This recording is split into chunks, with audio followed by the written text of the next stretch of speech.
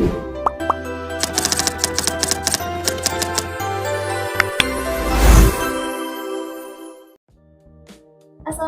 warahmatullahi wabarakatuh. Salam Om Swastiastu, Namo Buddhaya, salam kebajikan.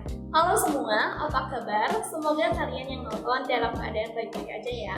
Perkenalkan, nama saya Naura Kanita Ilahi Azra dengan NIM 0701128825301004 dari jurusan Administrasi Publik Fakultas Ilmu Sosial dan Ilmu Politik Universitas Sriwijaya.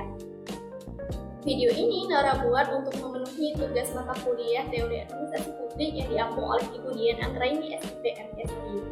Nah, kali ini Naura akan mempresentasikan atau menyampaikan materi mengenai perkembangan administrasi negara dari orientasi negara menuju publik. Tapi sebelum Naura membahas mengenai bagaimana perkembangan paradigma tersebut, Naura akan membahas terlebih dahulu apa sih pengertian dari paradigma administrasi negara. Nah, jadi paradigma itu sendiri adalah kerangka berpikir atau cara pandang seseorang mengenai fenomena yang terjadi.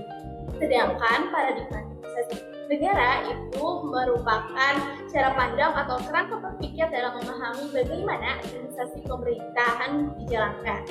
Nah, paradigma itu tidak bersifat tetap, teman-teman. Tetapi paradigma harus terus berkembang mengikuti perubahan zaman, harus terus berkembang mengikuti ilmu pengetahuan, serta meningkatnya tuntutan masyarakat terhadap pelayanan pemerintahan. Nah, tuntutan ini biasanya contohnya yang diberikan masyarakat sebelumnya menerima sistem birokrasi yang bersifat kaku dan berorientasi kepada negara.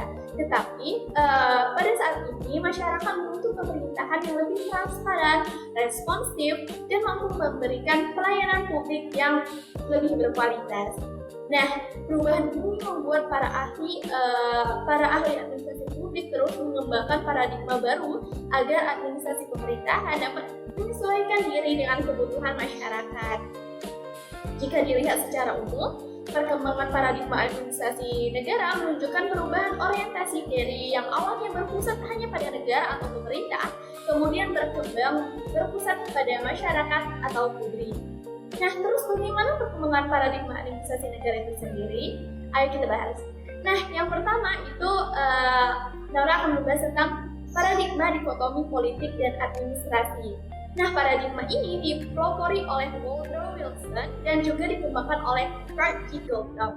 Nah, dalam paradigma ini terdapat pemisahan yang tegas antara politik dan administrasi.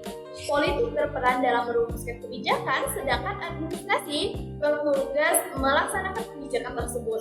Nah, tujuan dari pemisahan ini agar administrasi pemerintahan dapat bekerja secara netral, profesional, dan tidak terpengaruh terhadap kepentingan politik. Yang kedua, ada paradigma prinsip-prinsip administrasi.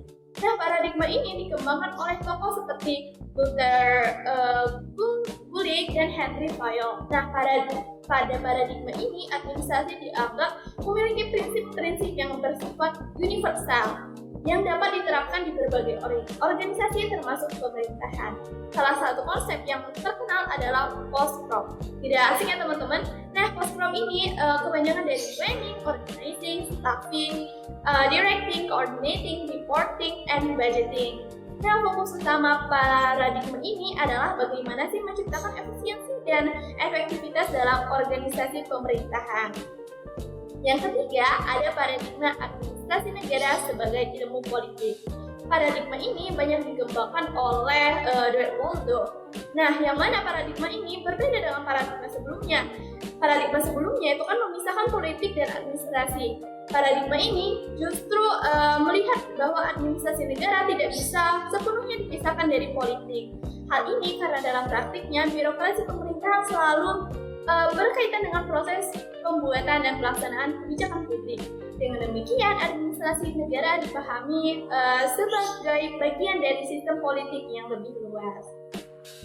Yang keempat, ada paradigma administrasi publik. Pada tahap ini, administrasi negara mulai berkembang menjadi disiplin ilmu yang lebih luas dan tidak hanya membahas tentang birokrasi pemerintahan saja. Tetapi juga pada paradigma administrasi publik ini, hubungan antara pemerintah dan masyarakat lebih ditekankan. Tokoh yang menjelaskan perkembangan paradigma ini adalah Nicholas Henry. Fokus utama ya pada paradigma ini yang dibahas itu tuh bagaimana pemerintah dapat memberikan pelayanan publik yang lebih baik serta memperhatikan nilai-nilai seperti keadilan sosial dan partisipasi masyarakat. Yang kelima ada paradigma New Public Management.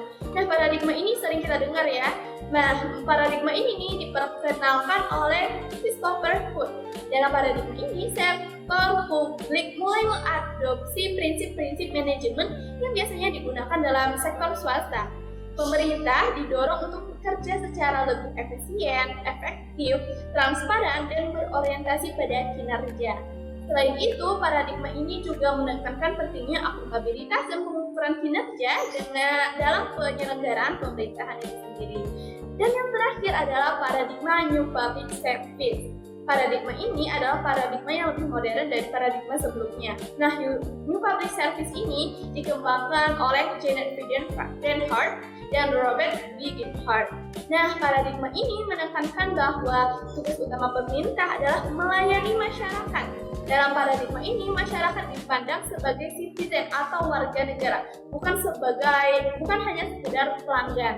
Oleh karena itu, pemerintah perlu mendorong partisipasi masyarakat dalam proses pengambilan keputusan.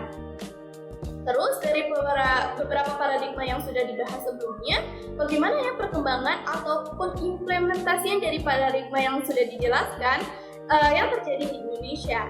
Nah, tentu paradigma-paradigma sebelumnya terjadi di Indonesia juga, dikembangkan di Indonesia juga.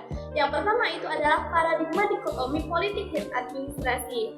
Nah, paradigma itu dikaitkan dengan kondisi di Indonesia. Kalau kita kaitkan dengan kondisi di Indonesia, konsep pemisahan antara politik dan administrasi dapat dilihat dari upaya menjaga netralisasi para ASN. ASN sebagai birokrat pemerintah dituntut untuk tetap profesional dan tidak terlibat dalam kepentingan politik praktis, terutama pada saat pemilihan umum. Hal ini bertujuan untuk birokrasi tetap bekerja secara objektif dalam menjalankan kebijakan pemerintahan tanpa dipengaruhi oleh kepentingan politik tertentu. Paradigma yang kedua yang dikembangkan di Indonesia, contohnya itu ada paradigma prinsip administrasi. Contoh penerapannya itu sendiri di Indonesia dapat dilihat dalam sistem organisasi pemerintahan yang terstruktur. Misalnya di kementerian atau pemerintah daerah terdapat pembagian tugas yang jelas antara bidang-bidang tertentu dan unit kerja tertentu. Nah, selain itu, pemerintah juga menerapkan proses seperti perencanaan program pembangunan, pelaporan kegiatan, serta pengelolaan anggaran melalui APBN dan APBD. Hal ini menunjukkan bahwa prinsip administrasi digunakan untuk menciptakan birokrasi yang lebih tertib dan terorganisir. Nah, yang ketiga itu paradigma New Public Management. Dalam konteks Indonesia, paradigma New Public Management dapat dilihat dari berbagai upaya reformasi birokrasi. Salah satunya adalah penerapan sistem penilaian kinerja pegawai pemerintahan serta peningkatan transparansi dalam pengelolaan anggaran negara tersebut. Nah, selain itu, pemerintah juga mulai menggunakan teknologi digital dalam pelayanan publik serta layanan administrasi seperti kependudukan dibuat secara online dan dari berbagai aplikasi pelayanan masyarakat. Upaya ini bertujuan untuk agar pelayanan publik itu menjadi lebih cepat, efisien, dan mudah diakses oleh masyarakat. Yang terakhir itu paradigma New Public Service. Paradigma New Public Service ini dapat dilihat dari semakin banyaknya partisipasi masyarakat dalam proses pemerintahan. Contohnya saja, adanya musyawarah perencanaan pembangunan atau musrenbang, di mana masyarakat dapat menyampaikan usulan pembangunan di daerahnya. Melalui proses ini, masyarakat tidak hanya menjadi penerima kebijakan, tetapi juga ikut berperan dalam menentukan kebijakan yang akan dilaksanakan oleh pemerintah. Hal ini menunjukkan bahwa masyarakat dipandang sebagai citizen atau warga negara yang memiliki peran penting dalam pemerintahan. Jika kita lihat nih dari perkembangan paradigma administrasi yang sudah dijelaskan sebelumnya secara keseluruhan, Maka dapat disimpulkan bahwa administrasi negara tidak hanya berfokus pada kepentingan pemerintahan saja.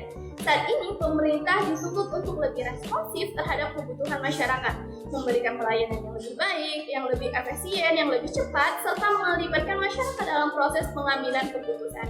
Dan dengan demikian, paradigma administrasi negara menempatkan masyarakat sebagai mitra pemerintah dalam penyelenggaraan pemerintah. Mungkin sekian penjelasan dari Naura. Naura tutup. Wassalamualaikum warahmatullahi wabarakatuh. Sampai jumpa.